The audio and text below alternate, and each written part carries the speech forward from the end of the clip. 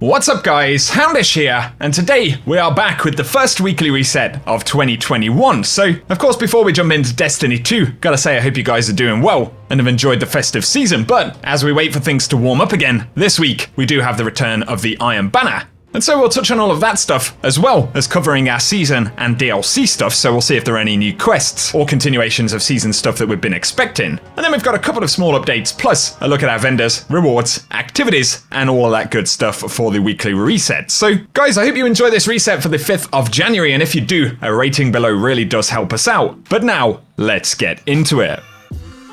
Now, as we get into the weekly reset initially, we can see right here that the spider has got a new quest for us. So Ascendant Hunter is the name of the quest, and we got to go to the spider's safe house to pick this up and obtain the Seeker 2 upgrade from the crow and activate it on the lure. And from the in-game overlay, we know that this is going to give us access to the Coup de Grace mission, which basically is the final Wrathborn hunt for the season, and part of kind of closing out the season story. So I said speak to the spider, actually we need to speak to the crow, of course. And once again, we gotta grab that upgrade in order to get access to the final hunt, so that'll be something interesting to check out. In terms of rewards and things like that, I will be sure to keep you posted, but finally, we've got some new quest content for the season right there. So be sure to give us your thoughts as always about that. Up next, right here in the Tower Courtyard, Lord Saladin has returned for another Iron Banner this season, and of course, the first one of 2021. But at this point, we pretty much know how it works. We do have the couple of new weapons for this season, and then all of the rest of the stuff that we can unlock in the Engram. The Iron Banner bounties and Pinnacle rewards, of course, are very, very useful. And there's a lot of opportunities to get endgame mods, high stat rolls on armor pieces and things like that in the Iron Banner while it's available this week. So if you are jumping in, have fun with that one, and bear in mind, of course, Iron Banner will go away on the weekly reset next Tuesday. And if you are wondering, yes, we do have to complete that initial quest to get access to armor and some of the seasonal rewards. And then this week for the Eververse Store, as always, we've got a bunch of stuff on the front page that we can buy for silver, including one of the Hawkmoon ornaments right there. But in terms of Bright Dust, we do have the Coppertone Pantina shader, as well as the Stasis Entrance Transmat effect. Then we've got the Lethe's Mercy for the Lament exotic sword, as well as the Izanage shell, which is a pretty cool one from the season that you can grab for Bright Dust. So that's the front page. But then we do have the main Bright Dust section here with the Accidental Dance emote. And we've also got the 10 Grasp sword, another kind of Izanagi themed exotic right there for the season. We've got the Ambulance ship, as well as the Lethal System ornament for the Hardlight, the Cross-Step Shuffle emote, and the Forbidden Visage helm right here for the Titan, so I'm guessing helmets are up this week.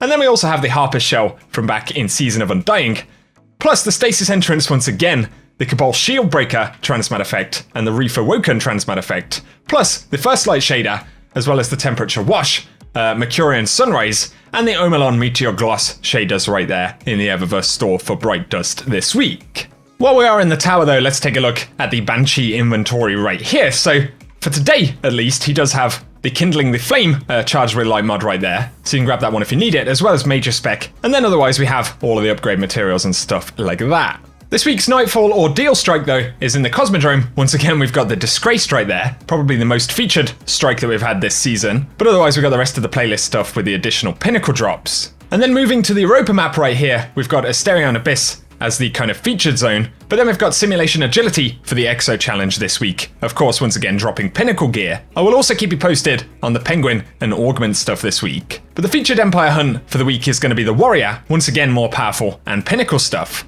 And of course, that raid challenge, the Core 4, is now available as well, so additional Pinnacle stuff on top of Deep Stone Crypt kind of typical drops. And otherwise, the rest of the Europa stuff is kind of ticking over as always. Also for today, we do have Perdition featured at 1280 with exotic arms armor. Then for the Cosmodrome, we've got Exodus Garden 2A at 1250 with exotic chest armor. Once again, Prophecy Dungeon has also reset with its Pinnacle gear. But additionally for the Crucible, Trials will return this Friday at the Daily Reset, and that's in addition to Iron Banner and all of the other Pinnacle drops we can grab as normal.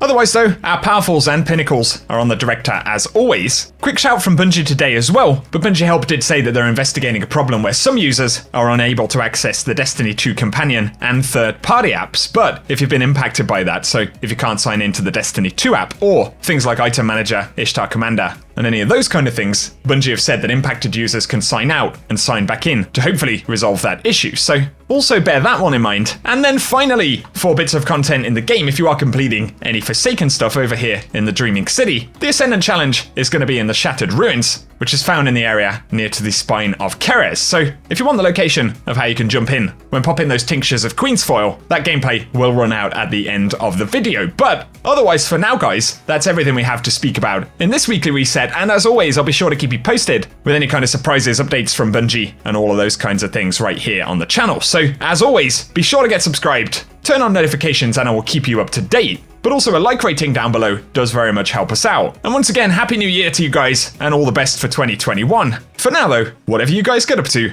I hope you have an awesome day.